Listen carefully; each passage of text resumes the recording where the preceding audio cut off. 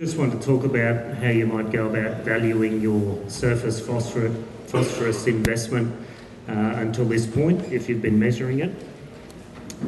Understanding coal MBSES at both the surface and 10 to 30 centimetre layers is essential before you embark on a deep phosphorus strategy. And I think most importantly for agronomists in the room, ensuring that your soil sampling methods are up to scratch and that they're repeatable and consistent. Also quantifying those unintentional effects of deep application, which Mike I'm sure goes into a bit more depth about. And if you go deep, don't forget about the surface. So if you're going to go deep every 5 years, well, make sure you're measuring the surface in the meantime. So I suppose the question is forever asked, what's the right P critical value in the surface? A few tools available, a bit more information in the concurrent sessions tomorrow, I believe, but the Better Ferts Decisions cropping database is probably a good starting point to identify your co-LP surface value or critical value. So for the Northern Grains region, if you drill down to just all soils without drilling down to a particular soil type, for wheat at 90% relative yield is 24 milligrams a kilo. If you filter down to just all vertisols only, so scrapping some of the redder country and things, drops down to 22.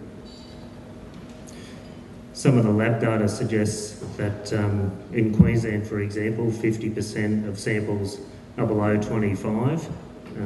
Certainly that's been a consistent case for the last 4 or 5 years.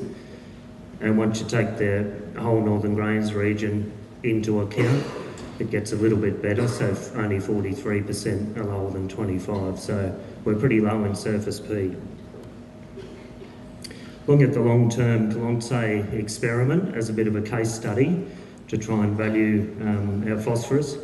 It's about 70-year-old country, and the experiment commenced in 1985. 4 N treatments, 4 phosphorus treatments, and some sulphur as well over the years. So just as a bit of a background there, the 4 phosphorus treatments are 0P, 5P, 10P and 20 planted with every crop, so at sowing, using triple super. Planting this year, we had EGA Gregory wheat there this year, but looking over the years, it's been an opportunity cropping system. We've planted 26 crops and harvested 23 at that site. So a bit of a weighting there of about 13 summer crops and 10 winter crops over that 23 harvested crops over time. So we've been lucky enough at that site to have some data behind it, both in terms of coal well at establishment and also BSES in the surface layer this is. So this is the 0 to 10 centimetre layers. So we started in 1985 at 10 co-LP. Fast forward a column over to co-LP in 2002. So we've grown 12 crops, 16 crops, in that period, and we're still sitting with a coal of 10. And then fast forward again to post-harvest December 2013, and we're still sitting roughly the same number at about 11. So not a lot of movement in co-LP. At the nil P rate, that is the top line. If you note the 10P rate, coal has moved up from 10 to 28 in the first 16 years, or first 16 crops, and it's currently sitting at 24. So we have accumulated both co-LP, and our BSES at establishment was 61, and it's currently sitting under the 10P rate every crop at 74. So clear evidence there that we're accumulating co-LP over time with repeated applications, and that basically our co-well application at 10 kilos of phosphorus for every crop sown is exceeding removal. How much did it cost to get there? And that's the question. So for that first 16 crop period, in the first 17 years, at 10 kilos of phosphorus, we applied a total of 160 kilograms of P in that time. And obviously at the 20p rate, we applied double that. So at the 10p rate, we had a net increase of coal oil P of 18.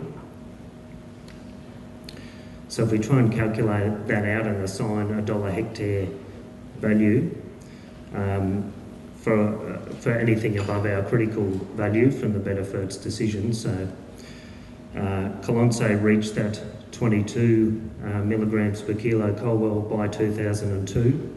So the FERT over time applied at the FERT cost, so it cost us $621 per hectare to accumulate 18 milligrams per kilo of phosphorus, or $34.50 per unit of coal oil increase.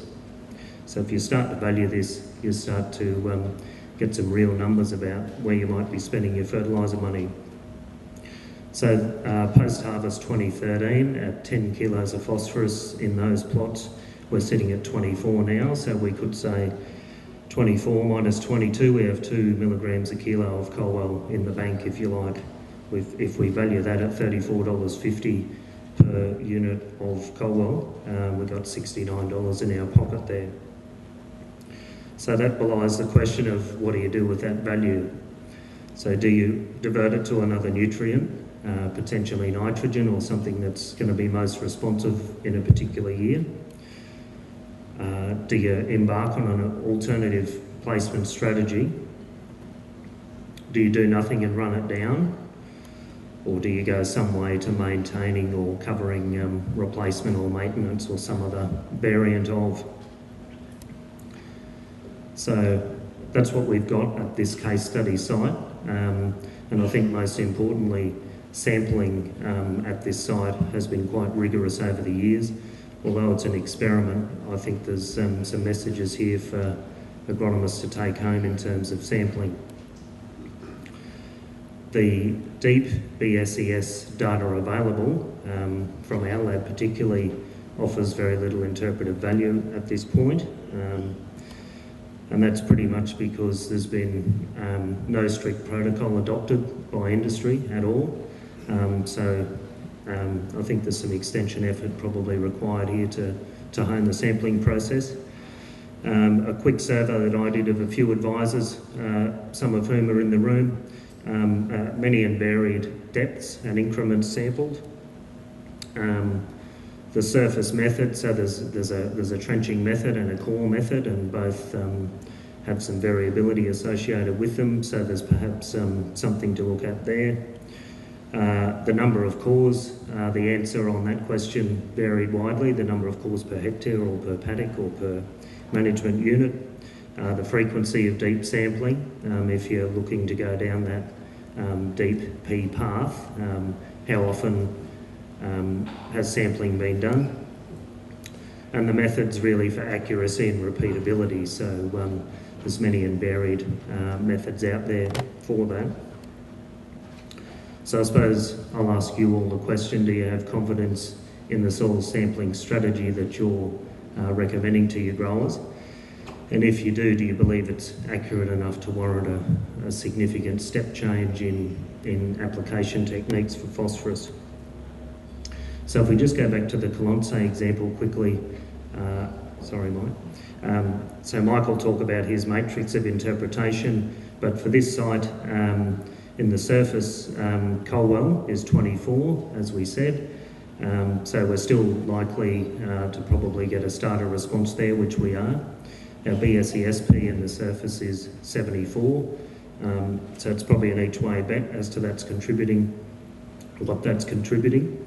But when we start looking at the deep soil there, 10 to 30 centimetres, we've got a coal well of 9. According to Mike's matrix, we're very likely to get a deep response there. And with a BSES at that 10 to 30 centimetre layer of 39, well, the matrix suggests that we'll still get a significant response from deep P. So on Mike's recommendation, we did it. So we went deep post-harvest this just before Christmas, so 20 kilos of phosphorus. So I don't know whether the rate is such the issue as opposed to the depth and the row spacing, but we did put it in there, so we'll see how we go. It was so dry there that all we did was rearrange the cracks really on 50 centimetres, so we didn't really have a big moisture impact. We've only had 40 mil of rain post this application, so those cracks are still there, but they're no worse than they were in the fallowed area adjacent to where we applied. So I think that's where I'll pull up and I'll hand over to Mike to discuss the deeper strategies from here. Thanks.